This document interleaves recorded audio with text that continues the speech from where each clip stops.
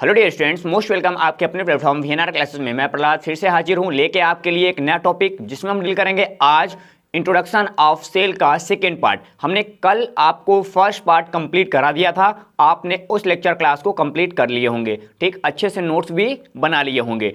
आज के क्लास में हम पूरा इंट्रोडक्शन देखेंगे, पूरा खत्म भी हो जाएगा।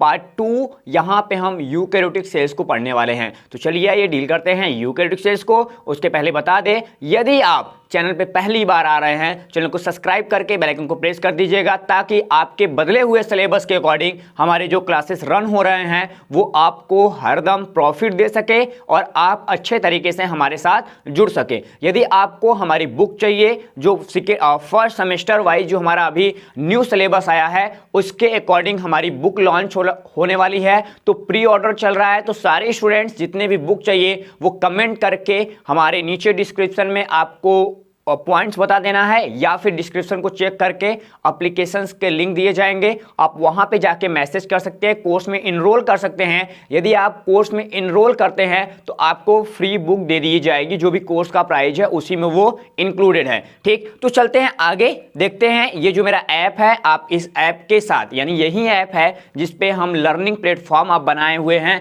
जहां पे आपको हम बेस्ट एक्सपीरियंस देते हैं अपने हायर एजुकेशन के लिए। ठीक, तो आप इसको जरूर डाउनलोड करिएगा, आपके डिस्क्रिप्शन में लिंक है, चेकआउट कर लीजिएगा। ठीक, और उसके बाद अब चलते हैं हम लोग सेकेंड पार्ट को डील करते हैं। क्या अब हम लोग यहां से सेकेंड पार्ट को डील करेंगे। फर्स्ट पार्ट कल हमने देख लिया था। सेकेंड पार्ट में देखना क्या है स्टूडेंट, हमको देखना है स्पेशली यहां पे यूकैरियोटिक सेल्स को। फर्स्ट पार्ट में हमने इंट्रोडक्शन देखा था, यहाँ पे हिस्ट्री एंड ओरिजिन देख लिया था, एंड बेसिक यहाँ पे कंपोनेंट्स देख लिए थे यूकैरियोटिक्स और प्रोकैरियोटिक सेल्स के।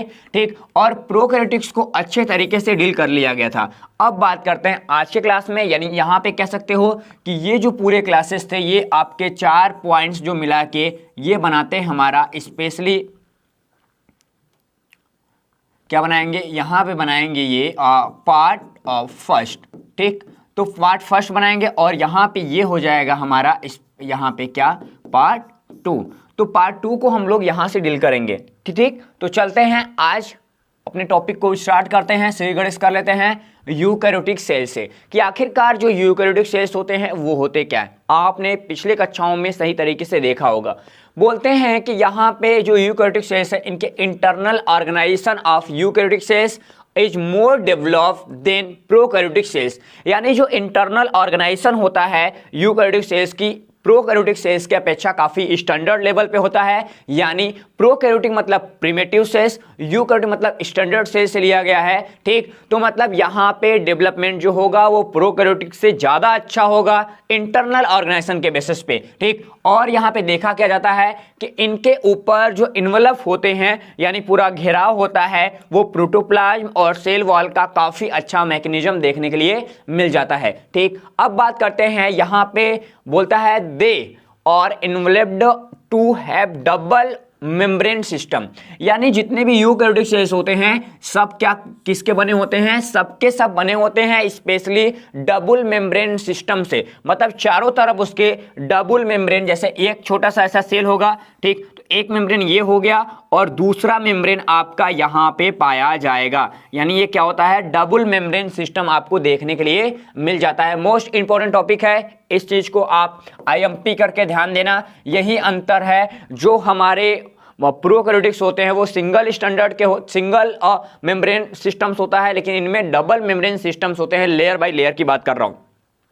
उसके बाद यहाँ पे बोले प्राइमरी मेम्ब्रेन्स की बात कर रहा है। जो प्राइमरी मेम्ब्रेन्स होता है वो सेल के चारों तरफ पाया जाता है, जिसे हम लोग क्या बोलते हैं, प्लाज्मा मेम्ब्रेन बोलते हैं। क्या बोलते हैं, प्लाज्मा मेम्ब्रेन बोलते हैं। तो ये भी पॉइंट याद रखना कि जो फर्स्ट लेयर होगा हम उसे क्या बोलेंगे, जो सेल के अंदर की तरफ होगा, यानी ये जो सेल है, यहाँ पे ये सेल है, इसके तरफ की बात कर रहा हूँ, इसको हम लोग बोलते हैं प्लाज्मा मेम्ब्रेन। और जो सेकेंडरी मेम्ब्रेन होता है, जो क्या, जो सेकेंडरी मेम्ब्रेन, पॉइंट 2 की बात करें, जो सेकेंडरी मेम्ब्रेन होगा वो सराउंडेड द न्यूक्लियस, मतलब न्यूक्लियस के सराउंडेड में होगा, यानी न्यूक्लियस के चारों तरफ हमको देखने के लिए मिल जाता है। ठीक, एंड अनदर सेलुलर ऑर्गेनिज्म, मतलब जो अदर सेलुलर ऑर्गेनिज्म होते हैं उनकी भी membrane double and single layer पे होती है। जब हम अच्छे तरीके से ऑर्गेनल सिस्टम्स को पढ़ेंगे, बाकी बाकायदे पढ़ने हैं, ठीक, तो उसमें हम लोग सही तरीके से उसको इंक्लूड करेंगे, तो वहां पे डील किया जाएगा। ठीक, और ध्यान देना जो हमारे पास यूकैरियोटिक सेल्स हैं, क्या है यूकैरियोटिक सेल्स हैं, वो कहाँ कहाँ पाए जाएंगे भैया? तो हमारे पास प्रोटिस्टा में पाए जाएंगी। ठीक, किस में पाई जाएंगी? प्रोटिस्टा में पाई जाती हैं। ठीक, और कहाँ पाई जाती हैं? फंजाई मिल जाएंगी एंड प्लांटी मिल जाएगा, प्लांट जितने होते हैं एंड एनिमल। यानी मोनेरा जो था, मोनेरा हमारा प्रोकैरियोटिक सेल्स था, लेकिन उसके बाद के 5 किंगडम सिस्टम के बेसिस पे देखा जाए तो बाकी जितने भी लोग हैं वो किस लेवल के हैं? वो हमारे यूकैरियोटिक सेल्स के बने हुए हैं, चाहे प्रोटिस्टा की बात करें, चाहे फंजाई की बात करें, चाहे प्लांट्स की बात करें, चाहे एनिमल की बात करें। ठीक, अब ये तो हुआ बेसिक जानकारी। अब हम चलते हैं उसके जनरल कैरेक्टर्स को डील करते हैं कि हमारे पास जो यूकैरियोटिक सेल्स होते हैं उसके जनरल कैरेक्टर्स क्या होते हैं। यहाँ बात करा जनरल कैरेक्टर्स की, जो सेल्स होते हैं फॉलोइंग कैरेक्टरिस्टिक दिखाते हैं। नंबर फर्स्ट, नंबर की बात कर लें कि नंबर कैसे रिप्रेजेंट करते हैं। ठीक, ऑन मल्टीसेलुलर ऑर्गेनिज्म, जो मल्टीसेलुलर मतलब जो स्पेशली कह सकते हो कि ढेर सारे सेल वाले ऑर्गेनिज्म होते हैं, उनमें ढेर सारे नंबर के सेल्स होते हैं जो आपस मिलकर बॉडी के साइज को बनाते हैं। यानी देखा जाए कि बॉडी के साइज के आधार पे जो मल्टीसेलुलर ऑर्गेनिज्म है उनमें सेल पाए जा रहे हैं। ये चीज आप ध्यान दीजिएगा। जैसे मेरी बॉडी है, मेरी बॉडी में और ट्रिलियन सेल्स हैं। कितना? ट्रिलियन सेल्स हैं, मतलब ढेर सारे सेल, 6 × 10 के पावर 14 सेल हमारे बॉडी में लगभग पाए जाते हैं। ठीक, तो हम क्या है? मल्टीसेलुलर ऑर्गेनिज्म है। नीचे हम डील करेंगे अभी। ठीक, बोल रहा था ह्यूमन, क्या ह्यूमन ब्लड सेल्स, जितने भी हमारे ह्यूमन ब्लड्स होते हैं उनकी बात करें तो बोल रहा है क्या? 13। ठीक, 13 यहाँ पे क्वाड्रिलियन की बात कर रहा है, क्वाड्रिलियन की बात कर रहा है। मतलब इसको कैसे दिखेंगे? इसको बोलेंगे 3 × 10 के पावर 15। क्या बोलेंगे? 3 × 10 के पावर 15। तो ब्लड सेल्स हैं। कितने? ब्लड सेल्स हैं, यहाँ इसकी बात कर रहा है। अब उसके बाद ब्लड कार्पस तो आप निकल लिए। अब उसके बाद यदि 60 किलो का आदमी है, क्या 60 किलो का आदमी है, यदि हम टोटल सेल्स की बात करें, कितना टोटल सेल्स की बात करते हैं तो हमारे कितने हो जाते हैं? यहाँ पे 15 कर लेना स्टूडेंट। ठीक, तो 60 × कितना? 60 × 10 के पावर 15 सेल हमको देखने मिलते हैं एक नॉर्मल ह्यूमन बॉडी के अंदर। ठीक, आगे बोल रहा है ऑल मल्टीसेलुलर ऑर्गेनिज्म। ठीक, जितने भी मल्टीसेलुलर ऑर्गेनिज्म होते हैं उनमें एक सिंगल जो सेल्स होते हैं वो वही काम करते हैं जितने बॉडी के सारे सेल्स करते हैं। मतलब एक सिंगल सेल से यदि लिविंग ऑर्गेनिज्म है, यदि वो मल्टीसेलुलर है, तो उसकी बॉडी में सारे के सारे जो वर्क हो रहे होंगे वो कहीं ना कहीं बराबर हो रहे होंगे। यानी उनकी जो लाइफ प्रोसेस हो रही होगी वो एक्चुअली सारे जैसे लाइफ प्रोसेस करते होंगे और रिस्पायरेशंस कर रहे हैं, न्यूट्रिशंस कर रहे हैं। तो उनमें भी मतलब एक यहाँ के सेल्स हैं, जैसे मेरी सर के सेल्स हैं। ठीक, तो यहाँ न्यूट्रिशन हो रहा होगा, रिस्पायरेशन सेल्स में होगा, तो यहाँ भी होगा, यहाँ भी होगा। यानी सारे जो सेल्स होंगे वो एक जैसे फंक्शंस करते हुए नजर आएंगे। अब क्या बोलता है कि जितने भी मल्टीसेलुलर ऑर्गेनिज्म होते हैं, ठीक, उनकी लाइफ जो स्टार्ट होती है वो सिंगल सेल से होती है, जिसे हम लोग क्या बोलते हैं? जाइगोट का नाम देते हैं। क्या बोलते हैं? जाइगोट का नाम देते हैं। और यही जाइगोट स्पेशली माइटोटिक डिवीजन द्वारा, ध्यान देना, किसको? माइटोटिक डिवीजन द्वारा डेवलपमेंट हो जाता है एक बॉडी का। ठीक, तो माइटोटिक डिवीजन होगा और धीरे धीरे जाइगोट से हम एक नए ह्यूमन यानी एक कह सकते हो डॉटर सेल्स का फॉर्मेशन करते हैं और उससे हमारी बॉडी धीरे धीरे बनती जाती है बड़े लेवल पे। ठीक, अब देखो ये हमारे पास एक सेल है। क्या है? ये हमारे पास एक एनिमल सेल है। हम एनिमल सेल को देखते हैं कि एनिमल सेल आखिर कह क्या रहा है। पहले थोड़ा सा लाइट कम कर लिया जाए ताकि आप पॉइंट्स को सही तरीके से समझ सके। अब देखो यहाँ पे आपको एनिमल सेल अच्छे तरीके से दिखाई दे रहा होगा। ठीक, पहले बात करते हैं एनिमल सेल से किधर से लिया जाए। हाँ चलो आओ पहले आउटर लेयर से ही बात करते हैं। किसके? आउटर लेयर से। आपको देखो यहाँ पे मिल रहा होगा क्या? Cell membrane. क्या मिल रहा होगा? First points cell membrane. आपको यहाँ पे सेल मेम्ब्रेन मतलब ये जो लेयर दिखाई दे रहा है, ये जो पूरा लेयर है चारों तरफ, ये क्या है? ये आपका सेल मेम्ब्रेन है। ओके, अब उसके बाद सेल मेम्ब्रेन के बाद दूसरे टॉपिक पे चलते हैं, साइटोप्लाज्म। क्या है दूसरा? साइटोप्लाज्म। मतलब इसके अंदर क्या पाया जाएगा? इसके अंदर लिक्विड पाया जाएंगे, फ्लूइड पाया जाएगा। इस फ्लूइड को हम लोग क्या बोलेंगे? साइटोप्लाज्म बोलेंगे। अब साइटोप्लाज्म के बाद हमारा टॉपिक आता है न्यूक्लियस। हम न्यूक्लियस को डील करें। देखो ये अंदर वाला जो दिखाई दे रहा है, ये इतना जो दिखाई दे रहा है, ये बॉडी इसकी, ये क्या है, ये आपकी न्यूक्लियस की बॉडी है। किसकी बॉडी है? न्यूक्लियस की बॉडी है। तो न्यूक्लियस को स्पेशली हम लोग स्पेशली 4 टॉपिक में डिवाइड कर देते हैं। पहला हमारे पास क्या आता है? न्यूक्लियर एनवलप, यानी न्यूक्लियर मेम्ब्रेन जिसको बोलते हैं। न्यूक्लियर मेम्ब्रेन डाई मेम्ब्रेन के फॉर्म में होता है। कैसा? डाई पार्ट में होता है। डाई पार्ट का मतलब स्पेशली डबल मेम्ब्रेन होता है। और दूसरा हमारे पास क्या हो जाएगा? न्यूक्लियर पोर, यानी इसमें ढेर सारे पोर होते हैं। कितने? ढेर सारे पोर होंगे, लाखों में पोर हो सकते हैं। ठीक, क्या होंगे? ढेर सारे छोटे छोटे पोर पाए जाएंगे। उसके अंदर क्या होगा? यहाँ पे न्यूक्लियोलस, यानी छोटा सा न्यूक्लियस के अंदर न्यूक्लियोलस होता है जो सेल डिवीजन के समय काम करता है। उसके बाद यहाँ पे न्यूक्लियोप्लाज्म पाया जाएगा। क्या होगा? यहाँ पे न्यूक्लियोप्लाज्म पाया जाता है। और इसी न्यूक्लियोप्लाज्म के साथ साथ इसके बॉडी में क्या पाए जाएंगे? क्रोमेटिन पाया जाता है। क्या होता है? क्रोमेटिन पाया जाएगा। ये जो क्रोमेटिन पाया जा रहा है, ठीक, ये इसमें क्या मेन फंक्शंस की बात करें तो इसमें क्या होगा? हमारा डीएनए होगा। क्या होगा? डीएनए होगा, मेन काम करता है डीएनए। इनसे मिलके हमारा क्या बनेगा? न्यूक्लियस बनेगा। उसके बाद हम आते हैं रफ एंडोप्लाज्मिक रेटिकुलम और स्मूथ एंडोप्लाज्मिक रेटिकुलम। ये दोनों एंडोप्लाज्मिक रेटिकुलम के पार्ट्स होते हैं। ध्यान से ना, जो न्यूक्लियस के स्पेशली न्यूक्लियर पोर से लगे होते हैं।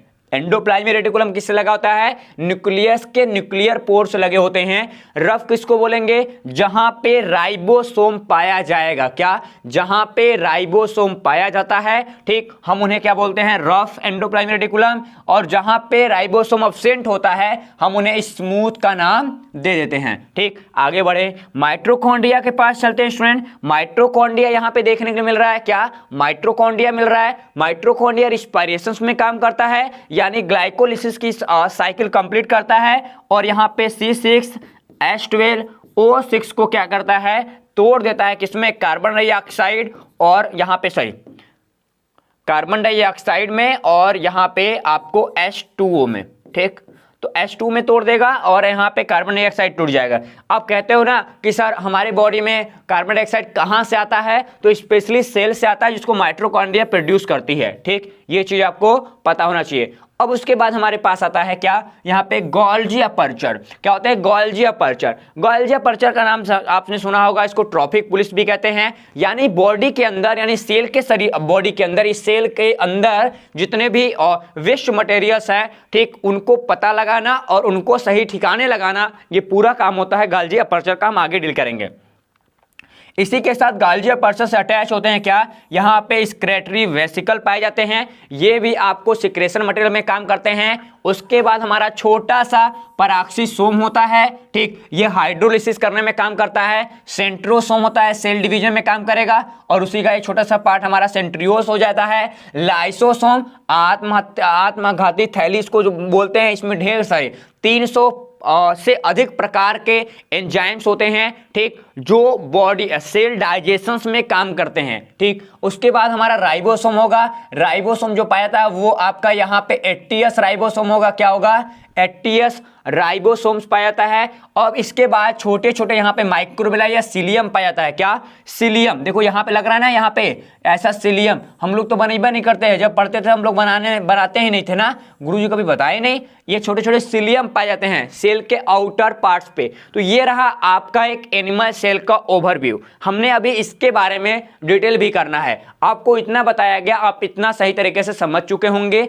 अब हम चलते हैं आगे और करेंगे एक एक पार्ट को डिटेल। आप इसको अच्छे तरीके से नोट्स को बना लेंगे। ओके, नेक्स्ट टॉपिक में क्या है? ये पूरा आपको एक सेल दिया गया है। सेल का 3D डायग्राम दिया जा रहा है। आप हमारे कोर्सेज के अंदर यदि इनरोल करते हैं तो वहां पे आपको ये पीपीटी मिलेगा और अच्छे तरीके से आपको समझाया गया है अलग अलग पार्ट को बाहर निकाल के, कि आखिरकार जो हमारे बॉडी के सेल्स होते हैं, सेल्स के अंदर जो मटेरियल होता है वो किस टाइप का होता है, कहाँ कहाँ क्या क्या मटेरियल पाया जाता है। आप इसको अच्छे तरीके से देख सकते हैं एक नॉर्मल सेल के अंदर। ओके, कोई डाउट्स होगा तो आप बता दीजिएगा।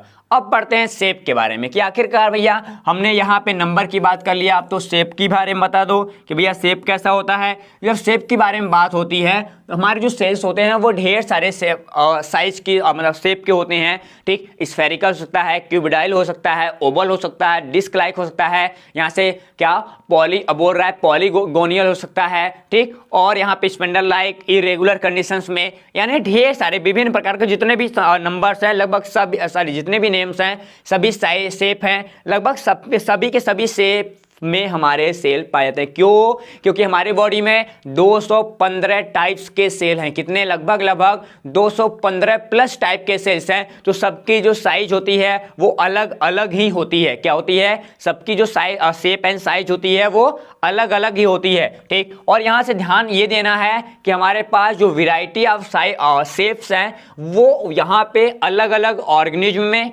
अलग अलग हो सकती है, और अलग अलग ऑर्गेनिज्म में अलग अलग तो होगी ही, लेकिन एक ही ऑर्गेनिज्म के जो अलग अलग टिश्यू हैं उनमें भी अलग अलग टाइप्स के सेल पाए जाएंगे। ये चीज आप ध्यान रखिएगा, ठीक। उसके बाद हम आगे चलते हैं तो हमारा जो शेप है, शेप ऑफ सेल्स की बात कर रहा है, वो हमारा स्पेशली यहाँ पे बात करें तो जितने भी फंक्शंस 2 टाइप्स के यहाँ पे होते हैं। क्या? 2 टाइप्स के यदि हम बात करें तो हमारे, देखो इसको पहले बाद में देखें, पहले हमारे जो सेल की टाइप्स की आपस में ग्रुपिंग होती है वो 2 टाइप्स होती है। पहला ग्रुपिंग जो होता है वो हमारा फंक्शंस यानी और यहाँ पे क्या, एक फिजियोलॉजी के बेसिस पे होता है और एक मार्फोलॉजी के बेसिस पे किसी भी सेल्स को ग्रुप बना के हम लोग उसको टिश्यू बना देते हैं, ठीक। यहाँ पे बोल क्या रहा है कि जितने भी हमारे फंक्शंस हैं लाइक शेप के, जैसे मसल्स हैं, नर्वस सेल्स हैं, वो हमारे पास एडॉप्टेड क्या होते हैं, well adopted to their function, यानी जितने भी एडॉप्टेशंस हैं उसको सही तरीके से कंप्लीट करना, ठीक। कौन? हमारे सेल के। अब उसके बाद many factors such as cell function, as cell, ठीक। हमारे पास बोल क्या रहा है कि जो सेल के फंक्शंस होते हैं वो अलग अलग फैक्टर पे डिपेंड करते हैं। जैसे उसकी एज क्या है, हर एक सेल की एज होती है। जैसे हमने बताया कि WBC है 7 दिन, ठीक। क्या? WBC 7 दिन रह रहा है, RBC 120 से 128 दिन रह रहा है, यानी सारे के सारे जो सेल्स होते हैं सबकी साइज होती है, सबकी साइज तो होगी, सबकी शेप भी होती है और सबकी एज भी होती है, यानी सबकी एज क्या होगी? अलग अलग होगी। ये लाइन आप याद रखिएगा, ठीक। और यहाँ पे present and absence of cell wall, ठीक। हमारे सेल वॉल पाया जाता है कि नहीं पाया जाता है, ये चीज ध्यान देना है, ठीक। और उसके बाद वेस्कोसिटी ऑफ साइटोप्लाज्म, ठीक, it's responsible for various shape of cell, ठीक। यानी जो शेप के सेल के शेप होते हैं, ठीक, ये सारे फैक्टर कहीं ना कहीं उस कंडीशंस पे लागू हो जाते हैं। बात करें साइज की, तो साइज की यदि बात करते हैं तो जो मोस्ट सेल यूकैरियोटिक सेल्स होते हैं वो माइक्रोस्कोपिक होते हैं। कैसे होते हैं? माइक्रोस्कोपिक होते हैं। और जो इनका साइज रेंज होता है वो आपको 10 से लेकर 100 मिली माइक्रोन साइज हो सकती है। स्पोरोजोइट्स की बात करें, जो मलेरिया का स्पोरोजोइट्स होता है, यानी मलेरिया के स्पोरोजोइट्स जो होते हैं, जिसको प्लाज्मोडियम वाइवेक्स की बात करें, क्या प्लाज्मोडियम वाइवेक्स की बात करें, ये सबसे छोटा, क्या सबसे स्मॉलेस्ट सेल देखा गया है, ठीक, जिसकी साइज इक्वल लगभग 2 मिली माइक्रोन लॉन्ग होती है। यानी याद रखना कि जो स्पोरोजोइट्स है मलेरिया का, वो सबसे छोटा सेल देखने के लिए मिल रहा है यूकैरियोटिक सेल्स में, ठीक। आप इस पॉइंट्स को याद रखिएगा, कभी डाउट नहीं होना चाहिए। कभी मैं पूछता हूं तो बच्चे कहते हैं पीपीएलओ, जो पीपीएलओ है वो माइकोप्लाज्मा है, वो भैया प्रोकैरियोटिक का है, यूकैरियोटिक का नहीं है। तो यूकैरियोटिक में कौन आएगा? यूकैरियोटिक में हमारा स्मॉलेस्ट सेल आ जाएगा, कौन? स्पोरोजोइट्स। किसका? मलेरिया पैरासाइट्स की, यानी प्लाज्मोडियम वाइवेक्स। जो प्लाज्मोडियम वाइवेक्स है ये कहाँ पाया जाता है? ये हमारा स्पेशली प्रोटोजोआंस हैं। क्या हैं? प्रोटोजोआंस हैं, जो प्रोटिस्टा के अंदर देखने के लिए मिलेंगे। अब कह रहा है कि विल आप यहाँ पे ऑर्चिड जो इग होता है, क्या ऑर्चिड इग होता है वो सबसे लॉन्ग होता है, सबसे लार्ज होता है। लार्ज की बात करें लगभग 175 से 120, कितना? 175 से 120 mm तक देखने के लिए मिल जाता है। ठीक, अब बात करते हैं नर्व सेल की। जो नर्व सेल होता है वो सबसे लॉन्गेस्ट होता है। क्या होता है? Longest, having the cell of its fiber. ठीक, यदि हम पूरे फाइबर को मिला दें तो लगभग 1 मीटर तक, कितने फ्लो 1 मीटर लॉन्ग ये देखने के लिए मिल जाता है। लेकिन ह्यूमन नॉर्मल यदि ह्यूमन सेल की बात करते हैं, आप ध्यान देना कि जो हमारे नर्व सेल होते हैं वो सबसे लॉन्गेस्ट होते हैं, 1 मीटर लॉन्ग हो सकता है। लेकिन हमारे नॉर्मल ह्यूमन सेल जो होते हैं वो लगभग 20 माइक्रोन, मिली माइक्रोन से लेकर आपके 13 मिली माइक्रोन तक आपको नॉर्मल हमारे सेल्स के साइज देखने के लिए मिल जाएगा। ये लाइन आप याद रखेंगे। अब बात करते हैं नेक्स्ट टॉपिक की। नेक्स्ट टॉपिक हमारे पास क्या आएगा? नेक्स्ट टॉपिक में हमने देखा क्या, यहां से दूसरा टॉपिक हमारे पास आता है क्या?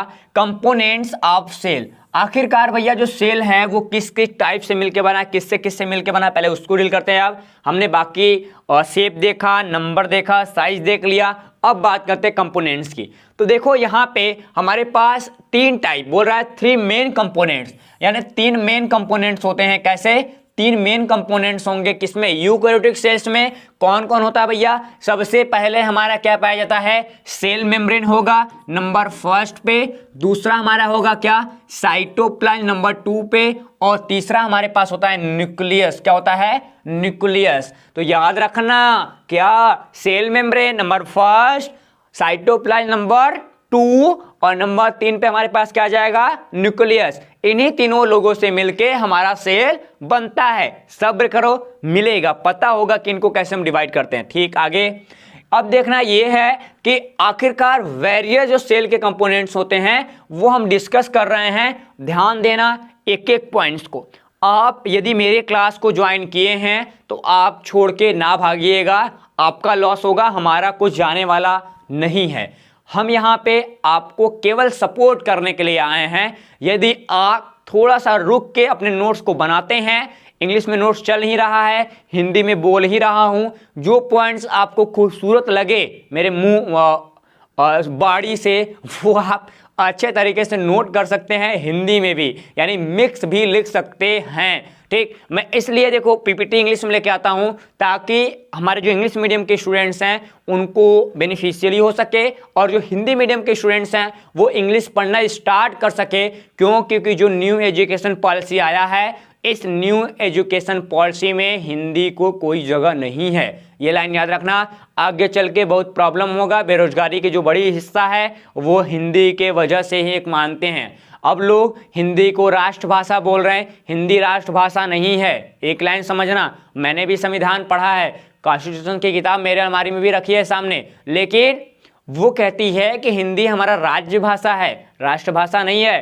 तो आप हिंदी को थोड़ा कम ध्यान दीजिए, इंग्लिश की तरफ मूव करिए। सारे बच्चों को मैं यही बोल रहा हूं। ठीक, अब यहां पे बात करते हैं नंबर 1 पॉइंट्स की, किसकी? सेल मेम्ब्रेन की। तो पहले भैया हम किसको पढ़ेंगे? Cell membrane number 1 points. देखो सेल मेम्ब्रेन और प्लाज्मा मेम्ब्रेन, क्या हम लोग क्या बोलते हैं? सेल मेम्ब्रेन बोल ले, प्लाज्मा मेम्ब्रेन बोल ले, या फिर यहाँ प्लाज्मा लेमा बोलते हैं। यानी 3 नाम से इसको जाना जा सकता है। भैया कैसा होता है? ये काफी पतला होगा, इलास्टिक होता है, यानी लचीला होगा, यहाँ पे लिविंग कवरिंग करेगा, यानी ये स्पेशली जीवित होगा। ठीक, कैसा होगा? जीवित होता है, लेकिन कवर करता किसको? Surrounded the cell.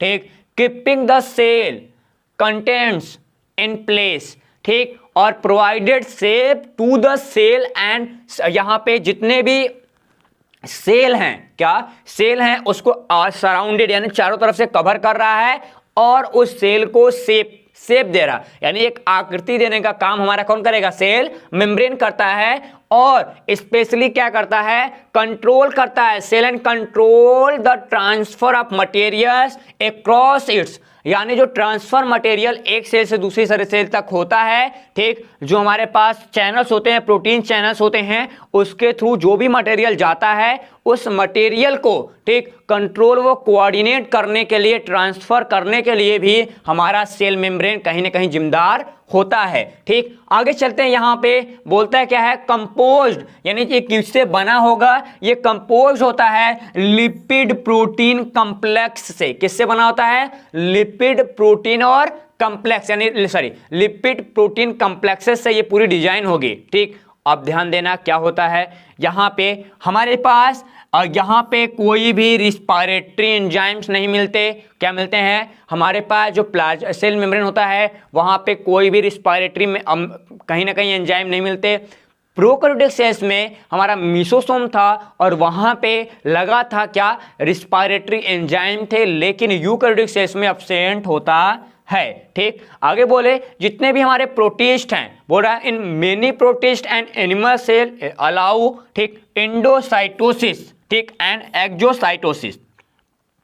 मतलब जितने भी हमारे प्रोटिस्टा होते हैं, जितने भी एनिमल सेल्स होते हैं, वो अलाउड करते हैं, स्वीकार करते हैं क्या, एंडोसाइटोसिस को और एक्सोसाइटोसिस को। तो एंडोसाइटोसिस और एक्सोसाइटोसिस जो है वो आपके सिलेबस में भी है, तो हम प्रहलाद भैया इसको सही से पढ़ाएगा आगे चल के ना। तो ध्यान देना, इन दोनों टॉपिक को डिटेल पढ़ने हैं, एक एक दो दो पेज के नोट्स होते हैं इस टॉपिक में, काफ़ी अच्छे फिगर आते हैं, तो हम अपने बुक में भी डाल रखे हैं, आपको भी वहीं पढ़ाएंगे। ठीक, चिंता नहीं करना।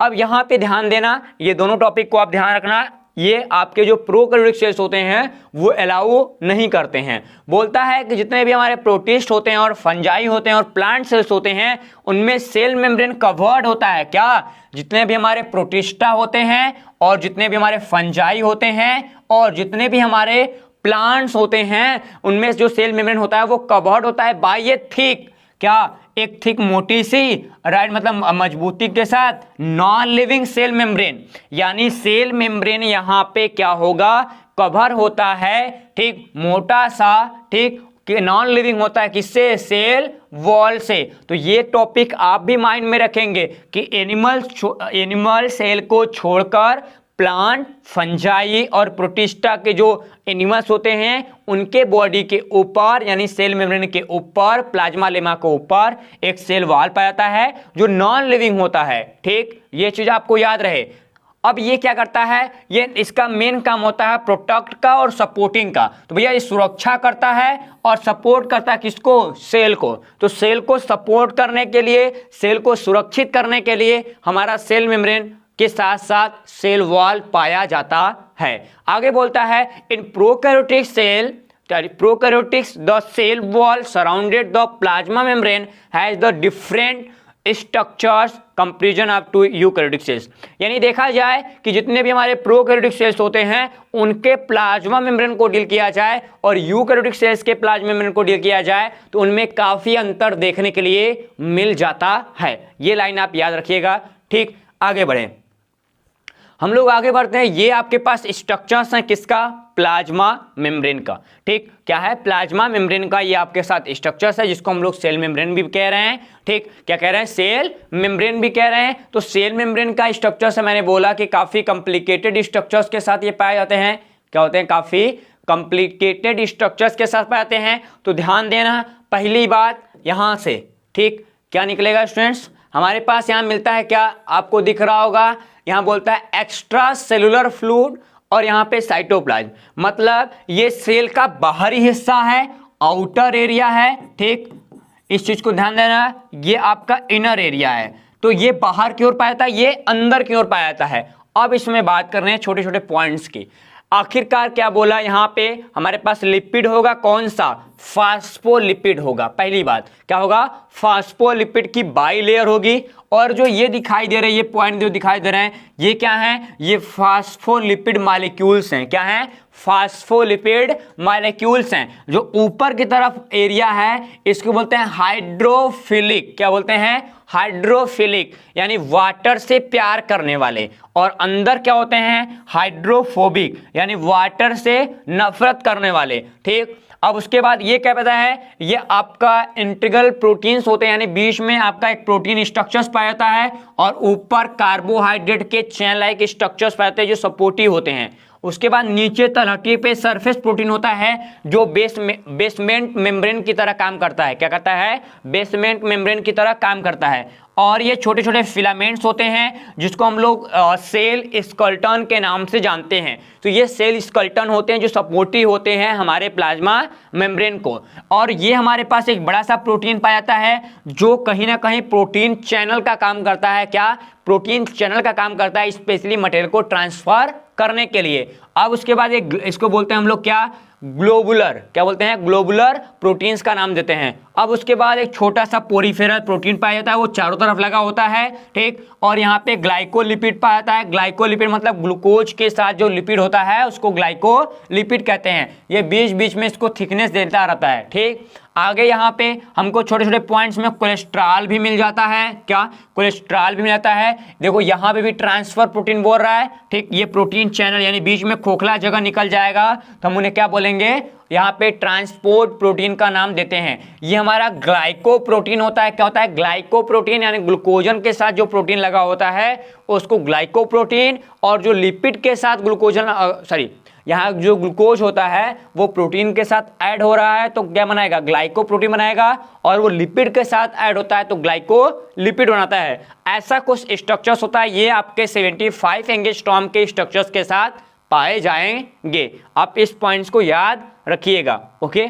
अब चलते हैं आगे। जब आगे बढ़ते हैं स्टूडेंट्स तो यहाँ पे बात आती है कि पहले पार्ट को खत्म करने के बाद अब हमारे पास दूसरा पार्ट है जिसको हम लोग बोल रहे हैं क्या, साइटोप्लाज्म। कि आखिरकार साइटोप्लाज्म क्या है, साइटोप्लाज्म के स्ट्रक्चर्स कैसे पाए जा रहे हैं, इनको थोड़ा सा ध्यान से देखना होगा, ठीक।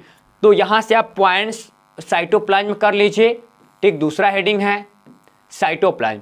देखो जो साइटोप्लाज्म है इनको हम लोग साइटोसोम, क्या, द साइटोप्लाज्म और the cytosome is the semi fluid, ठीक, होमोजीनस। भैया कैसा होता है, ये सेमी फ्लूइड होता है, फ्लूइड पूरा नहीं होता है, सेमी फ्लूइड। आप घर में जैम खाते हो ना, मुरब्बा खाते हो ना, मुरब्बा का जो सीरा देखे ना, सीरा, ठीक, जेल जैसे होता है, जेल लाइक स्ट्रक्चर होता है, यानी ये सेमी फ्लूइड होते हैं, होमोजीनस होते हैं। होमोजीनस का मतलब कि इनके जितने भी मॉलिक्यूल्स की स्ट्रक्चर्स होगी, उनकी बनावट होगी, वो एक जैसा होता है, अलग अलग नहीं होते हैं। अब इसके क्या बोल रहा है, यहाँ पे हमारे पास जितने भी सबस्टांस होते हैं वो साइटोप्लाज्मिक मैट्रिक्स कहलाता है। क्या बताता है, साइटोप्लाज्मिक मैट्रिक्स कहलाता है, ठीक। और इसको हम लोग साइटोसोल का नाम भी दे देते हैं। क्या बोलते हैं, साइटोसोल का नाम भी दे देते हैं। और ध्यान देना, जो हमारा साइटोप्लाज्म है वो सेल मेम्ब्रेन और जो न्यूक्लियस होता है, क्या, जो सेल मेम्ब्रेन और न्यूक्लियस होता है उनके बीच में पाया जाएगा। ये लाइन आप रखना, साइटोप्लाज्म कहाँ पाया जाता है, सेल मेम्ब्रेन और न्यूक्लियस के बीच। जैसे ये हमारा क्या होगा, सेल मेम्ब्रेन हो गया, क्या हो गया, ये सेल मेम्ब्रेन हो गया, ठीक, सेल मेम्ब्रेन। और यहां पे क्या है, ये हमारा पाया गया क्या, न्यूक्लियस पाया गया। अब इसके बीच जो ये खाली जगह है इसी में पूरा का पूरा ये जो मटेरियल ये भरा होगा, ठीक। आगे देखो बोल क्या रहा है, बोल रहा है कि इन दिस प्रोटोजोअल, क्या, प्रोटोजोअन सेल की बात कर रहा है, यानी प्रोटोजोआ सेल की बात कर रहा है। Outer film layer of cytoplasm is called ectoplasm, और जो इनर होता है उनको क्या बोलते हैं, एंडोप्लाज्म। ध्यान देना, यहाँ पे जितने भी प्रोटोजोअल सेल होते हैं उनमें जो बाहर की तरफ फ्लूइड होता है, बाहर की तरफ फ्लूइड को क्या बोलते हैं, एक्टोप्लाज्म बोलते हैं। क्या बोलते हैं उसको, एक्टोप्लाज्म बोलेंगे। और अंदर की तरफ जो फ्लूइड पाया जाता है उसे हम एंडोप्लाज्म का नाम देते हैं। यानी सेंट्रल फूड मासेस को हम लोग क्या बोलेंगे, एंडोप्लाज्म बोलेंगे। और बाहर की तरफ जो पाया जाता है उसको हम लोग एक्टोप्लाज्म बोलते हैं, ठीक। और ध्यान देना, जो साइटोसोल होता है वो शो करता है क्या, साइक्लोसिस की एक्टिविटी शो करता है। ये साइक्लोसिस क्या है स्टूडेंट, ये जब हमारे ये जो सेल होते हैं ना, ये सेल के अंदर जो साइटोप्लाज्म होता है वो लगातार मूव करता है। क्या करता है, मूवमेंट होता रहता है, यहाँ पे स्ट्रीमिंग मूवमेंट्स होता है, और इसी मूवमेंट्स को हम लोग साइक्लोसिस बोलते हैं। जब हम आपको साइटोप्लाज्म पढ़ा रहे होंगे तो वहां पे डिटेल करेंगे, आपको सही तरीके से वो समझ में आ जाएगा, ठीक। आगे देखो बोल रहा है द यूकैरियोटिक साइटोप्लाज्म, हमारे पास जो यूकैरियोटिक साइटोप्लाज्म होते हैं उसके अलग अलग फीचर्स होते हैं। तो चलो आओ भैया हम लोग फीचर्स को देखते हैं। पहला फीचर्स हमारे पास है ऑर्गेनेल्स। क्या है, ऑर्गेनेल्स। जितने भी कोशिकांग होते हैं वो क्या होते हैं, तो देखो बोलता है the organized structures having the specific functions and capacity of growth and multiplications, क्या, multiplications की बात कर रहा है, and same cross and known यहाँ पे एज ऑर्गेनेल्स। यानी हम देखेंगे कि हमारे पास जो ऑर्गेनेल्स होते हैं वो काफ़ी ज़्यादा ऑर्गेनाइज होते हैं, ऑर्गेनाइज स्ट्रक्चर्स के साथ पाए जाते हैं, एंड उनमें जो उनकी फंक्शंस होंगी वो भी विशेष होती है। कैपेसिटी ऑफ ग्रोथ, यानी उनकी जो ग्रोथ करने की, वृद्धि करने की क्षमता है वो भी पाई जाती है, और उनमें कहीं ना कहीं एक से अधिक, यानी अपने बॉडी को एक से अधिक बनाने की क्षमता भी देखने के लिए मिल जाता है। ठीक, अब देखो यहाँ पे कौन कौन आएगा भैया। सबसे पहले हमारा माइटोकॉन्ड्रिया आ रहा है। क्या आ रहा है? Mitochondria, centrosome, Golgi body, plastid, vacuole. ठीक, ऐसे ऑर्गेनेल्स जो आएंगे इनको हम लोग अंडर लाइट माइक्रोस्कोप से देख सकते हैं। क्या? लाइट माइक्रोस्कोप यदि आपके कॉलेज में रखा गया है, यही मिलवे करेगा। ठीक, तो लाइट माइक्रोस्कोप से आप इन 5 लोगों को अच्छे तरीके से एब्जॉर्ब कर सकते हो। कभी कभी कोई पूछे कि कौन कौन सा निकल सकता है, तो आपको पता होना चाहिए कि mitochondria, centrosome, Golgi body, plastid, vacuole. ठीक, ये सब सारे किससे निकल जाएंगे। अब बोलता क्या है दूसरा, एंडोप्लाज्मिक रेटिकुलम। क्या? एंडोप्लाज्मिक रेटिकुलम, राइबोसोम, हमारे पास माइक्रोफिलामेंट्स, जहां पे माइक्रोट्यूब्यूल्स, इंटरमीडिएट फिलामेंट्स। ठीक, उसके बाद माइक्रोबॉडीज। ये इनको यदि देखना होगा तो हमको किससे देखना पड़ेगा? इलेक्ट्रॉन माइक्रोस्कोप से। तो जो ये, अरे भाई साहब जो इलेक्ट्रॉन माइक्रोस्कोप से देखना पड़ेगा। और जो भैया इलेक्ट्रॉन माइक्रोस्कोप होता है वो यूनिवर्सिटी में ही देखने को मिलता है, कॉलेज में तो ये एब्सेंट ही होता है, पढ़ने ही नहीं आता। ठीक, अब ये चीज ध्यान देना। अब इनको साइटोप्लाज्मिक स्ट्रक्चर्स को, यानी जितने भी ऑर्गेनेल्स हैं, हम इनको साइटोप्लाज्मिक स्ट्रक्चर्स के अंदर सही तरीके से देखेंगे। ठीक, आप इसको स्क्रीनशॉट कर रहे हो बार बार तो आप कर सकते हैं। अब बात करते हैं नंबर फर्स्ट पॉइंट्स की, माइटोकॉन्ड्रिया की। तो आपको मैं माइटोकॉन्ड्रिया यहां से डिटेल कर रहा हूं, इस चीज को आप ध्यान दीजिएगा। क्लासेस तो काफी लंबे होंगे। क्या? क्लासेस तो काफी लंबे होंगे, लेकिन आप कोशिश करिए कि हर एक पॉइंट्स आपका क्लियर हो जाए। ठीक, बात करें जब माइटोकॉन्ड्रिया की, तो ये रॉड लाइक स्ट्रक्चर्स होते हैं। कैसे रॉड लाइक स्ट्रक्चर्स होते हैं? एंड ये ग्लोबुलर शेप के होते हैं। एंड ये जो स्ट्रक्चर्स होता है वो काफी ज्यादा, ठीक, मतलब न्यूमरस टाइप्स के बोल सकते हो। ये सिंगल भी पाए जाते हैं और ग्रुप में पाए जाते हैं। लगभग बात किया जाए, जो हमारा स्पेशली राइजोपस होता है, राइजोपस के बॉडी में 10 माइटोकॉन्ड्रिया, और जो हमारे लिवर सेल्स होते हैं, क्या हमारे लिवर सेल्स होते हैं, लिवर सेल में लगभग 2700 से लेकर 3200, कितना 2700 से लेकर 3200 हमारे पास माइटोकॉन्ड्रिया देखने के लिए मिल जाता है किसी भी नॉर्मल ह्यूमन के लिवर सेल्स में। ऐसे जो जनरली हमारे सेल्स हैं, क्या जनरली हमारी जो बॉडी है, एक बॉडी के मतलब हमारे बॉडी के अंदर जो हमारा एक सेल है, एक सेल के अंदर 250 से लेकर 380 माइटोकॉन्ड्रिया एक सेल के अंदर पाए जाते हैं। ठीक, ये चीज ध्यान देना। और ये bounded, they are bounded by double, क्या बोल रहा है, डबल मेम्ब्रेन से बना होता है, और ये लिपोप्रोटीन से बना होता है। मतलब इनका डबल मेम्ब्रेन स्ट्रक्चर्स होगा, लिपोप्रोटीन से बना होगा, ये चीज ध्यान देना। और बोल क्या रहा है कि जो इनर मेम्ब्रेन होता है वो गिव देता क्या है, और फिंगर लाइक स्ट्रक्चर्स क्या देता है, जो अंदर का स्ट्रक्चर्स, मतलब ऐसे माइटोकॉन्ड्रिया यदि है तो इसके अंदर क्या होता है, ऐसे स्ट्रक्चर्स पाए जाते हैं। यानी ये एक स्ट्रक्चर्स पाया जाता है। जो इंटरनल मेम्ब्रेन होता है उससे फिंगर लाइक स्ट्रक्चर्स होते हैं, जिसे हम क्रिस्टी का नाम देते हैं।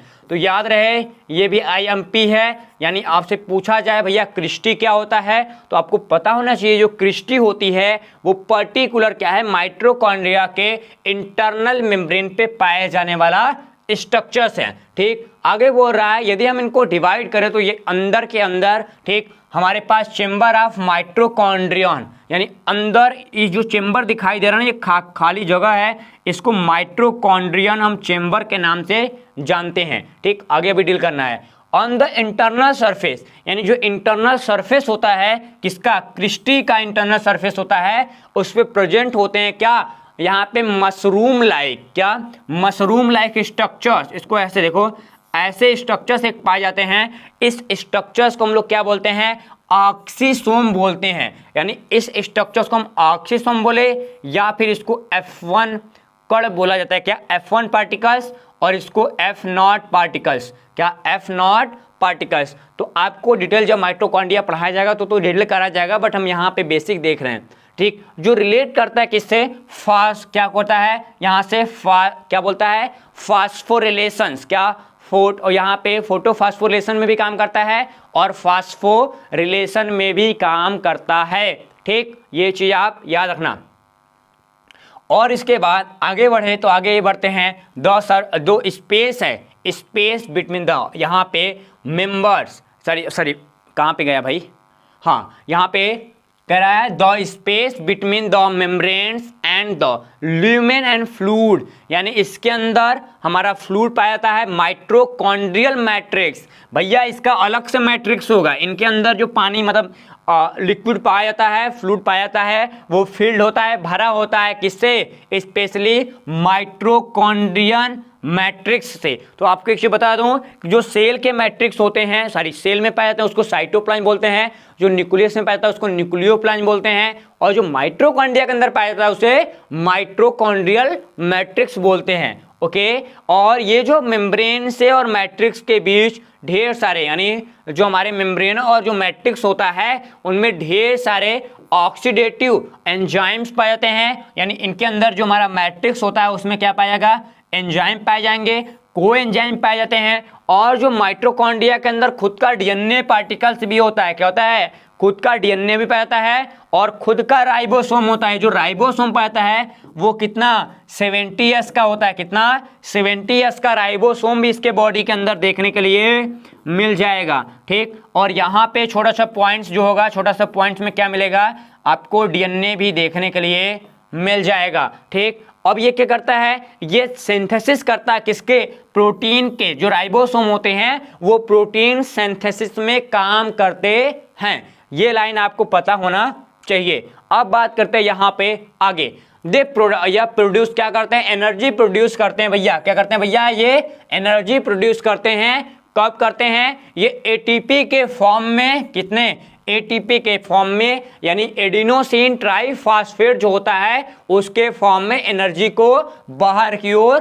प्रोड्यूस करते हैं। ठीक, और आगे जो डीएनए होता है वो स्पेशली एबिलिटी की बात कर रहा है, ability of protein synthesis along with the duplication the mitochondria or called semi autonomous organelles।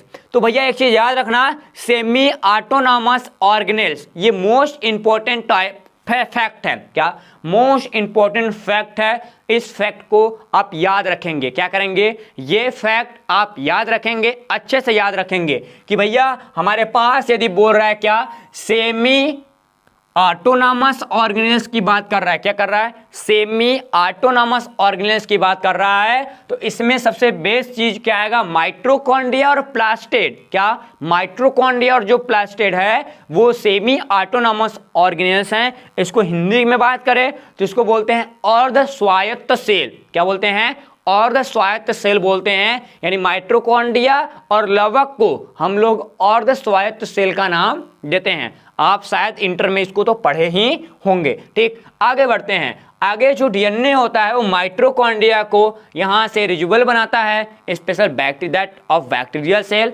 Hence of the also and called endosymbiotic organelles. यानी भैया ये पहले पॉइंट्स, और दूसरे पॉइंट में ये देखा जाए कि हमारे जो बैक्टीरियल सेल्स होते हैं, बैक्टीरियल सेल्स के साथ स्पेशली जब ये जुड़ते हैं, ठीक, डीएनए ऑफ माइटोकॉन्ड्रियल, ठीक, जो हमारा डीएनए होता है इसके अंदर वो माइटोकॉन्ड्रियल के होता है, कैसा होता है, माइटोकॉन्ड्रिया के जैसा होता है, यानी बैक्टीरिया सेल्स का डीएनए और स्पेशली हमारे जो माइटोकॉन्ड्रिया के अंदर डीएनए होता है वो दोनों एक जैसे होते हैं, इनको एंडोसिम्बियोटिक ऑर्गेनेल्स का नाम दे सकते हैं। ठीक, ये रहा आपका पूरा माइटोकॉन्ड्रिया का स्ट्रक्चर, किसका, माइटोकॉन्ड्रिया का स्ट्रक्चर। तो आओ भैया जल्दी से आपको क्लियर कर देता हूं, वैसे लगभग 50 मिनट की क्लास तो कंप्लीट हो ही गया होगा। ठीक, कितना हुआ हमको दिख नहीं रहा है, बस हम अभी आपके लिए कलर डाउन कर लेते हैं, ब्लैक हम हो जाएंगे, बट कोई दिक्कत नहीं है, आप हमको पहचानते हैं उतना बहुत है। ठीक, अब देखो, अब यहाँ पे क्या देखा जाए भैया, माइटोकॉन्ड्रिया दिखाई दे रहा है,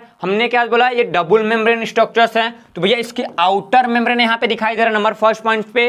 ठीक, आउटर मेम्ब्रेन ये किससे अटैच होगा, ये स्पेशली साइटोप्लाज्म से होगा, क्या होगा, साइटोप्लाज्म से अटैच होगा। दूसरा इनर मेम्ब्रेन होगा, क्या होगा, इनर मेम्ब्रेन होगा, क्या पाया जाएगा इनर मेम्ब्रेन, देखो इसको इनर मेम्ब्रेन बोल रहे हैं, इस पार्ट को हम लोग क्रिस्टी बोलते हैं, क्या बोलते हैं, क्रिस्टी बोलते हैं। तो क्रिस्टी पे क्या लगा होगा, क्रिस्टी पे कहता है F1 F1 particles, F0 particles होते हैं, ठीक, जो F0 यहाँ पे स्पेशल, ठीक, F0 पार्टिकल्स रीजन और F1 पार्टिकल्स रीजन दोनों पाए जाते हैं। ये हमारा क्या है, ये हमारा डीएनए है। आप देख पा रहे हैं क्या है, डीएनए है। किस टाइप का डीएनए है, सर्कुलर डीएनए है, ठीक। और ये जो बीच में खाली जगह है क्या है, ये जो बीच में खाली जगह है, ठीक, ये स्पेस होते हैं, इसको बोलते हैं क्या बोलते हैं, इंटर मेम्ब्रेन स्पेस, यानी दो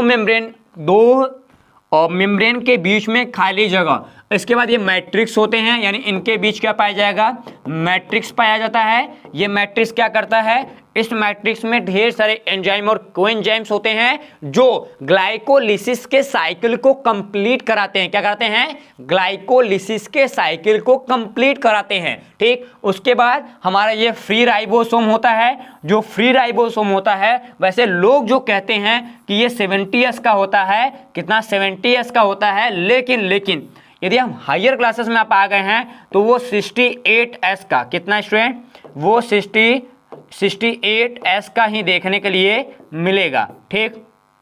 अब उसके बाद ये आपका टॉपिक था माइटोकॉन्ड्रिया। अब बात करते हैं F1 पार्टिकल्स और F0 पार्टिकल्स। ये जो F1 पार्टिकल्स और F0 पार्टिकल्स होते हैं, ये दोनों हमारे जो फास्फोरिलेशन की एक्टिविटी है, क्या फोटोफास्फोरिलेशन की एक्टिविटी है, उनको कहीं ना कहीं कंप्लीट कराते हैं, ठीक। ये लाइन आपको याद होनी चाहिए। चलो भैया, आपका ये टॉपिक क्लियर हो गया। हम क्या करते हैं, अब बढ़ा लेते हैं, हम इसके पॉइंट्स को इंक्रीज कर लिए। अब चलते हैं आगे। अब हमारे पास आगे क्या आ जाएगा, यहाँ पे सेंट्रोसोम आ जाएंगे। क्या आ जाएंगे, सेंट्रोसोम की बात कर लिया जाएगा। जब सेंट्रोसोम की बात किया जाता है कि आखिरकार भैया सेंट्रोसोम क्या है, उनको डील किया जाए।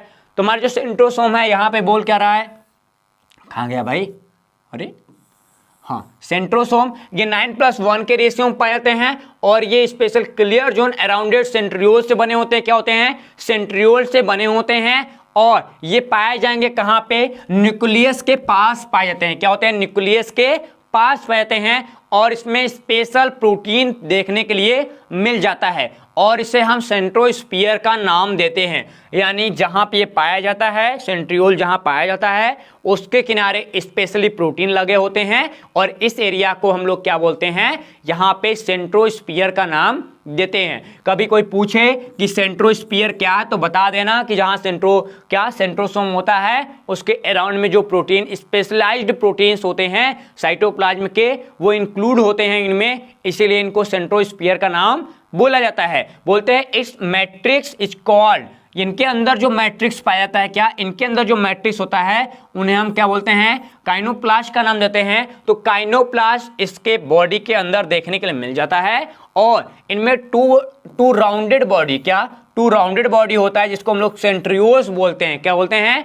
सेंट्रियोल्स बोलते हैं। और जो सेंट्रियोल्स, प्रत्येक जो सेंट्रियोल्स होते हैं वो 9 फाइब्रिलियन, क्या 9 फाइबर यूनिट के बने होते हैं। कैसे, 9 छोटे छोटे फाइबर यूनिट होंगे, जो हम आगे फिगर में अभी देख लेंगे, ठीक। और प्रत्येक जो फाइबर होते हैं वो आपके स्पेशली माइक्रोट्यूब्यूल्स के बने होते हैं, जो सर्किल में पाए जाते हैं। क्या होते हैं, माइक्रोट्यूब्यूल्स के बने होंगे, जो सर्किल में पाए जाएंगे। अब जो हमारे पास सेंट्रियोल्स हैं, सेंट्रियोल्स अरेंज होते हैं specially right angle to each other, मतलब सही दिशाओं में, सही कोण पे एक दूसरे से वो जुड़े होते हैं, ठीक। यहाँ जो centrioles form the spindle of microtubules at the time of cell division. भैया जब सेल डिवीजन, एक कोशिका विभाजन होता है, क्या होता है, इसको लिख सकते हो कि जो हमारे पास कोशिका का विभाजन होता है, तो कोशिका के विभाजन में जो स्पेंडल का फॉर्मेशन होता है,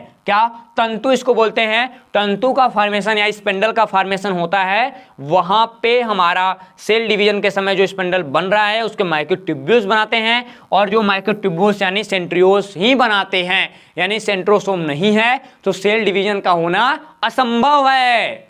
याद रखना, सेल डिवीजन का होना असंभव हो जाएगा, ठीक। आगे बोलता है कि centrioles are absent in plant cells, ठीक। क्या प्लांट सेल्स बोल रहा है, ठीक, कि प्लांट सेल्स में हमारे और सेंट्रियोल्स नहीं होते, ठीक। And their spindle form without their help, ठीक ठीक, इस चीज को आप याद रखिएगा।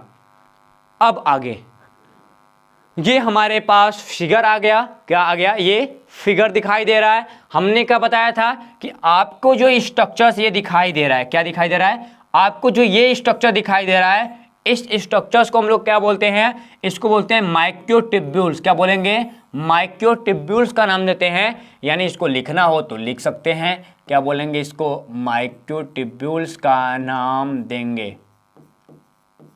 ठीक, माइक्रोट्यूब्यूल्स का इसको नाम दिया जाएगा। और ये देखो, ये जो अंदर वाले लोग होते हैं इनको बोलते हैं मदर सेंट्रियोल्स। आपको पीपीटी में दिख जाएगा, क्या बोलते हैं, मदर सेंट्रियोल्स। और ये जो दूसरा हमारा टाइप बनता है इसको बोलते हैं क्या, इधर डॉटर सेंट्रियोल्स, यानी जो बड़ा होगा उसको मदर सेंट्रियोल्स और जो छोटा होगा उसको डॉटर सेंट्रियोल्स का नाम देते हैं। ठीक, उसके बाद ये जो हरा हरा कलर दिखाई दे रहा है इसको बोलते हैं इंटरकनेक्टिंग फाइबर। क्या होते हैं, इंटरकनेक्टिंग फाइबर्स होते हैं, यानी इंटरकनेक्टिंग फाइबर्स ही क्या करता है, स्पेशली मदर सेंट्रियोल्स को डॉटर सेंट्रियोल्स से अटैच करने का काम करता है। ठीक, आगे देखो, अब आ गया गोल्जी बॉडी। क्या आ गया, गोल्जी बॉडी। ठीक, अब देखो भैया हमारी गोल्जी बॉडी कैसी है, इसके बारे में बातचीत किया जाए। अब उसके बाद गोल्जी बॉडी में देखा जाता है कि गोल्जी बॉडी है कैसा।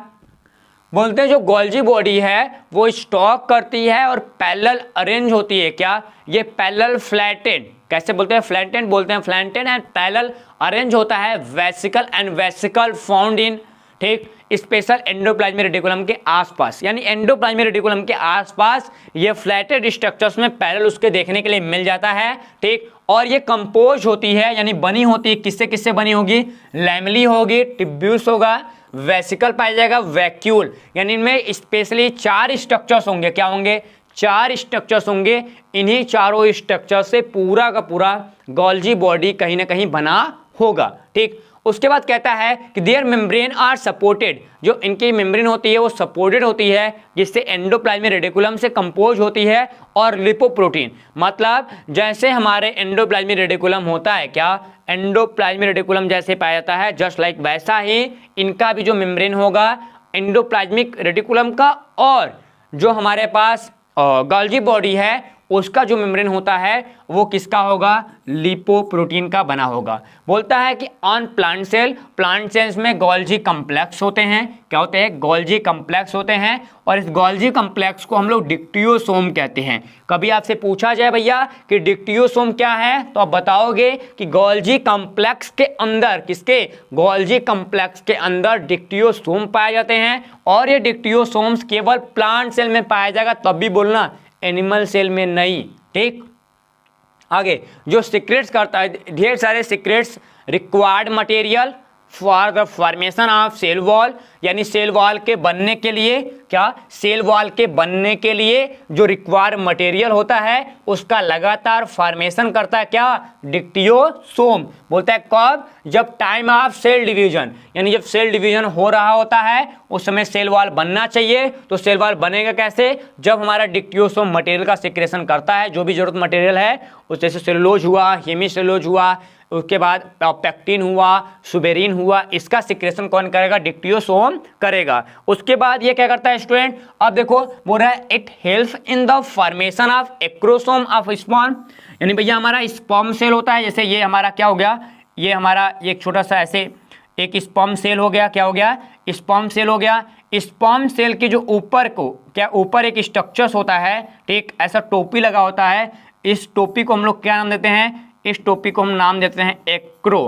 क्या, एक्रो, भैया 8 बन गया ये तो, ठीक, क्या बन गया, एक्रोसोम का नाम देते हैं। भैया एक्रोसोम कहाँ होगा, स्पर्म सेल के ऊपर, यानी जो टोपी लगी होती है, हेड लगी होती है, उसी को एक्रोसोम कहते हैं। ठीक, और रिलीज ऑफ हार्मोन्स, हार्मोन्स के रिलीज में भी काम करता है, एंजाइम बनाएगा, और ढेर सारे सिंथेटिक मटेरियल का भी सिक्रेशन करता है। कौन, गोल्जी बॉडी। इसे हम ट्रैफिक पुलिस के नाम से जानते हैं। आपको थोड़ा सा फिगर यदि डाउन करें तो आपको अच्छे तरीके से कलर कॉम्बिनेशंस में आपको दिख जाएगा। फिगर देख पा रहे होंगे, इस फिगर में स्पेशली दिखाया गया है क्या, हमको क्या देखना था, हमको पहले देखना क्रिस्टी ये क्रिस्टी क्या है, ये जो बड़ी बड़ी थी ब्रांचेज होती हैं इसकी, ये जितने भी बड़ी बड़ी ब्रांचेज हैं ये क्या है, ये आपकी क्रिस्टी है। उसके बाद हमारा दूसरा पार्ट क्या था, वेसिकल की बात कर रहा है। स्क्रेटरी वेसिकल यानी छोटे छोटे गोल गोल स्ट्रक्चर दिखाई देते हैं चारों तरफ इसके बने होंगे, इसको क्या बोलते हैं, वेसिकल्स बोलते हैं। और ये जो कैसे बनते हैं स्टूडेंट, इसी की बॉडी से जैसे बर्ड बनता है ना, बर्डिंग मुकुलन होता है, जस्ट लाइक वैसा ही इनमें देखने मिलता है। ये जो अंदर वाला पार्ट है इसको बोलते हैं ल्यूमेन, क्या बोलते हैं इसको, ल्यूमेन बोलते हैं। और ये ट्रांसपोर्ट वेसिकल देखने के लिए मिल जाता है, क्या, ट्रांसपोर्ट वेसिकल देखने के लिए मिल जाएगा। काफी सिंपल होता है, क्या होता है, काफी सिंपल स्ट्रक्चर्स हैं किसके, गोल्जी बॉडी के। अब चले हम लोग नेक्स्ट पार्ट पे। नेक्स्ट पार्ट हमारे पास क्या आ जाता है, यहाँ पे प्लास्टिड, क्या आएगा भैया, प्लास्टिड आएगा कि आखिरकार लवक कैसा होता है, क्या होता है, लवक कैसा होता है, लवक के बारे में हम क्या बता सकते हैं। सबसे पहले बात करते हैं जो लवक है, ये जो ऑर्गेनेल्स हैं ये केवल प्लांट सेल में पाया जाएगा, क्या होगा, केवल प्लांट सेल में पाया जाएगा, यानी प्लांट सेल में पाया जाएगा। लेकिन एनिमल सेल में क्या होगा, एनिमल सेल में टोटली एब्सेंट होता है। और बात करें ये अलग अलग कलर बनाता है, ठीक, पहला क्लोरोप्लास्ट यानी ग्रीन कलर, क्रोमोप्लास्ट यानी डिफरेंट ग्रीन कलर को छोड़ के जितने भी कलर है वो बनाएंगे, एंड कलरलेस लाइक किसको बोलते कहते हैं, यदि कलरलेस है तो उसको बोलते हैं लिकोप्लास्ट। यानी जो प्लास्टिड है वो 3 टाइप में डिवाइड हो जाएंगे, क्रोमोप्लास्ट, क्लोरोप्लास्ट और यहाँ पे कलरलेस लिकोप्लास्ट। अब ध्यान देना, ये तो समझ में आता है कि जो अब्सेंस, अब बाद में फिर जो लिकोप्लास्ट है वो स्टोर करता है और मेटाबॉलिक एक्टिविटी को कंप्लीट करता है। ये क्या क्या स्टोर करता है, ये स्टार्च करता है, लिपिड करता है, एंड देयर कॉल्ड यहाँ पे एमाइलोप्लास्ट और ये लिपोप्लास्ट, ठीक, रिस्पेक्टिवली। यानी देखा जाएगा कि इमाइलोप्लास्ट और लिपोप्लास्ट में हम लोग इसको डिजाइन कर देते हैं। इमाइलोप्लास्ट मतलब स्टार्च का स्टोरेज करने वाला और लिपोप्लास्ट मतलब लिपिड का स्टोरेज करने वाला, ठीक। ये कहाँ पे, जैसे मूली खाते हो, गाजर खाते हो ना, ये सब पूरा पूरा उसी के, आलू खा रहे हो वो सब उसी के अंदर पाया जाता है, ठीक। अब इसके बोल रहा है जो क्लोरोप्लास्ट है, क्या, क्लोरोप्लास्ट है वो ग्रीन पिगमेंट रखता है, क्लोरोफिल रखता है उनके बॉडी के अंदर, जो हेल्प करता है किसके अंदर, प्रोटीन सिंथेसिस में हेल्प करता है और ये फोटोसिंथेसिस भी करेगा। यानी ये चीज ध्यान देना, जो क्लोरोप्लास्ट है वो ग्रीन पिगमेंट है, ठीक, द क्लोरोफिल यानी क्लोरोफिल ग्रीन पिगमेंट उसके बॉडी में है, एंड वो हेल्प करता है क्या, फोटोसिंथेसिस, यानी C6H12O6 बनाएगा। किससे बनेगा ये, हमारे पास जो वाटर एंड कार्बन डाइऑक्साइड आपस में मिलेंगे, यानी 2 महीने मिलके ये बनाएंगे, तो इस एक्टिविटी को हम लोग क्या बोलते हैं, स्पेशली फोटोसिंथेसिस। अब देखो जो हम यहाँ पे अगला है, जो हमारे पास क्या मिल रहा है, स्पेशली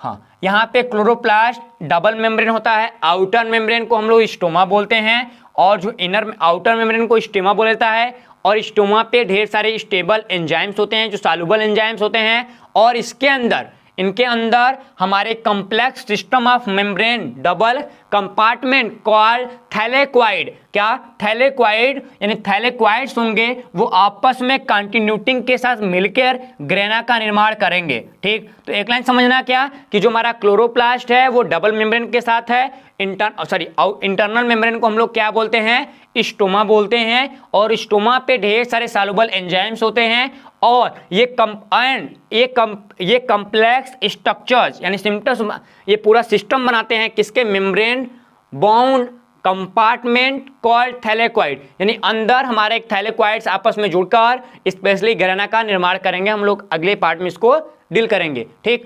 अब डील करें हमारे लाइक माइटोकॉन्ड्रिया, क्लोरोप्लास्ट, ठीक। हमारा जो माइटोकॉन्ड्रिया और क्लोरोप्लास्ट होता है उसमें खुद का डीएनए होता है और राइबोसोम भी खुद का होता है, और कंप्लीट प्रोटीन सिंथेसिस मैकेनिज्म इनके बॉडी में होता है। ध्यान देना, कंप्लीट प्रोटीन सिंथेसिस मैकेनिज्म इनके अंदर होती है, ठीक। इसलिए इनको हम लोग क्या बोलते हैं, इंडोसिम्बियोटिक, क्या, इंडोसिम्बियोटिक एंड सेमी ऑटोनॉमस ऑर्गेनेल्स का नाम दिया जाता है, ठीक। आप इस चीज को याद रखना, ये फिगर है, आप इसको समझ लीजिए अच्छे तरीके से, ठीक, आपने 11th में देखा होगा।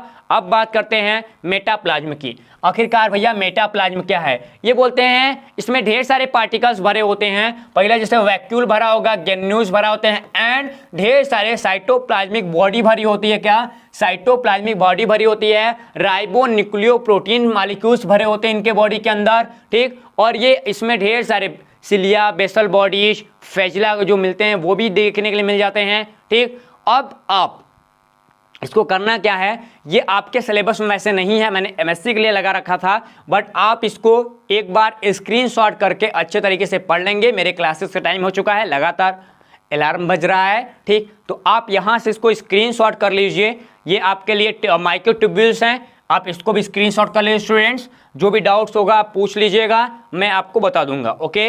अब दूसरा हमारा बेसल ग्रेन्यूल्स, ये भी आपके सिलेबस में नहीं है, वैसे मैं अलग से इसको पढ़ाऊंगा। और ये हमारे पास राइबोसोम्स। अब देखो जो राइबोसोम्स हैं, क्या हैं? राइबोसोम्स की बात किया जाए, जो राइबोसोम्स हैं, राइबोसोम यहाँ पे देखने के लिए क्या मिल रहा है कि जो राइबोसोम स्पेशली या स्फेरिकल स्ट्रक्चर दिखा रहा है और ये न्यूक्लियस के आसपास देखने के लिए मिल जाता है, अटैच होता है, मेम्ब्रेन एंडोप्लाज्मिक रेटिकुलम से अटैच होता है, एंड साइटोप्लाज्म भी देखने के लिए मिल जाता है। और specially they are mainly composed of ribonucleic acid, RNA and proteins, यानी ये काफ़ी कंपोज करता है, आरएनए को बनाता है एंड प्रोटीन के साथ काम करता रहता है, और स्पेशली रिस्पॉन्सिबल होता है ये प्रोटीन को सिंथेसिस यानी प्रोटीन संश्लेषण में काफ़ी ज़्यादा कंप्लीट होते हैं। ये स्पेशली जो हमारे यूकैरियोटिक सेल्स हैं इसमें आपको 80S का राइबोसोम देखने के लिए मिल जाते हैं। इसके 2 यूनिट होते हैं, एक 60S का यूनिट होता है और एक 40S का यूनिट होता है। इसके मैकेनिज्म्स के बारे में मैं बाद में बताऊंगा, आप इसको केवल यहाँ पे डिटेल स्क्रीनशॉट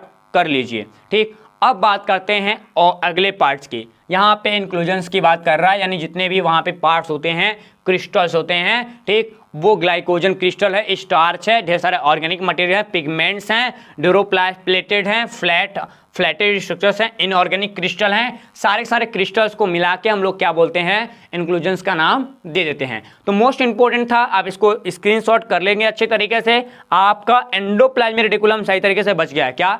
एंडोप्लाज्मिक रेटिकुलम बच गया है। उसको मैं किसी दूसरे पार्ट में कह सकते हो कि यहाँ पे हम खत्म करते हैं क्लास को अपने, लेकिन आपको मैं नेक्स्ट टाइम जब भी आऊंगा, यानी अब हम लोग सही तरीके से एक एक पार्ट को डील करेंगे।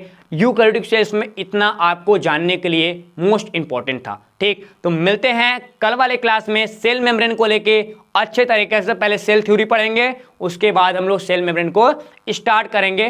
फिर आपके सिलेबस के अकॉर्डिंग जितने भी टॉपिक्स हैं पहले उनको कंप्लीट किया जाएगा, फिर हमारे पास जो हमारे जानकारी वाले क्लासेस होंगे हम उनको बाद में कंप्लीट करेंगे, ठीक। तो मिलते हैं नए वाले क्लास में, तब तक के लिए आप सभी से विदा लेते हैं। आप सभी को थैंक यू कि आप अभी तक बने हुए हैं। अपना ध्यान रखिएगा। Take care, bye bye and Jai Hind.